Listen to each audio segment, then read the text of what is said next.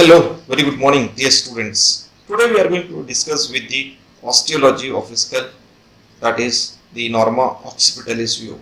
It is a posterior view of a skull. So we will see in this lecture what bones are being seen, what are the sutures are being seen, and what are the specific features present, that too with the norma occipitalis view.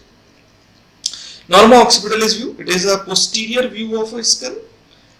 What the shape is? It's a norma occipitalis is the convex upwards and on each side, and it is a flattened from below. If you is to see from a lower aspect, it is a flattened, and it is the convex upwards that is being seen, and it seems to be a convex on both the side. If you is to see to the skull from the posterior aspect.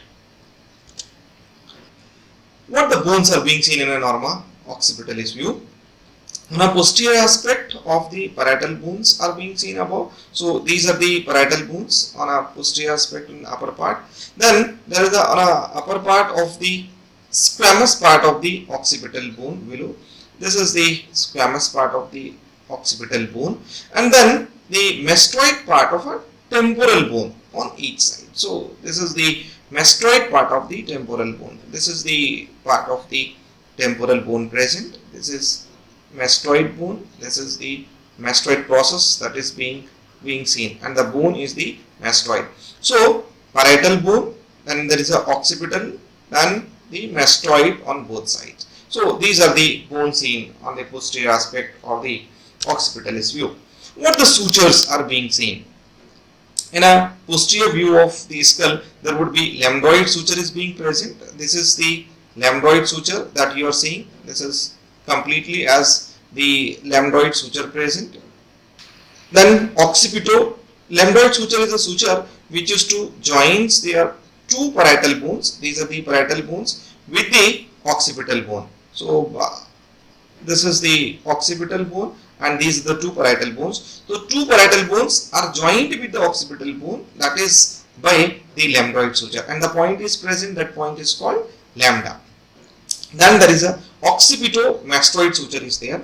Occipito-mastoid, as word indicates, that it is a suture present between occipital bone. This is as well complete. The occipital bone is there, and this is the mastoid bone. So here is the small suture is present that is being seen. The suture is called occipito-mastoid suture.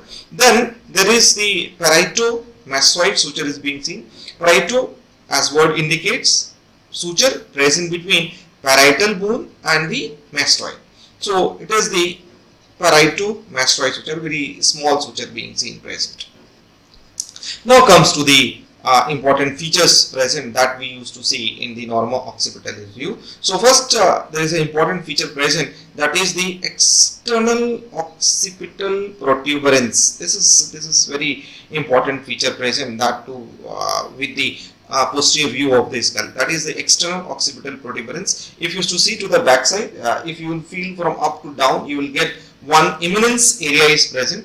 That eminence area is called external occipital protuberance. It is the important structure present in the posterior aspect, because it is to gives attachment to the many of the structure present. So it is, its upper part gives origin to the trapezius muscle. So here is the upper part is there. So upper part used to be gives origin to trapezius muscle, whereas lower part gives lower part. This is the upper part is there, and this is lower part. Lower part gives attachment to ligamentum nuchae.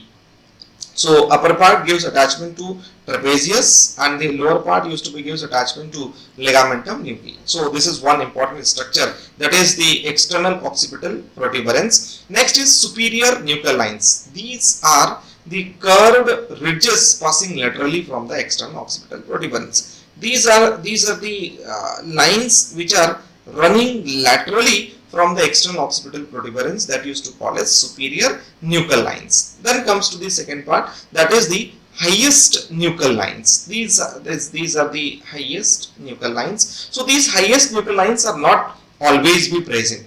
These are situated approximately 1 centimeter above the external occipital protuberance. So this is the external occipital protuberance, and they are situated approximately 1 centimeter above the external occipital protuberance. So these are called superior nuchal lines, or the highest nuchal lines, and these are situated approximately 1 centimeter above the nuchal lines. Next is it used to be gives attachment to medial 2/3 part. It's this is the medial 2/3 part is there.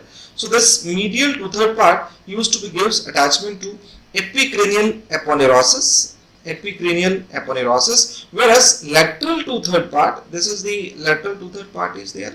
So this lateral 2/3 part used to be gives attachment to occipital belly of occipitofrontalis muscle. You know that occipitofrontalis muscle is one of the important muscle of the scalp region. Scalp region की बहुत ही important muscle है, that is occipitofrontalis muscle. So it is posteriorly attached with the highest nuchal lines. Then there is a mastoid foramina which transmits the imaginary veins specifically, and that too with the other imaginary veins present, and it is located near the occipitomastoid suture. So this is the occipitomastoid suture. So here is approximately, here is the level of your mastoid foramina is there.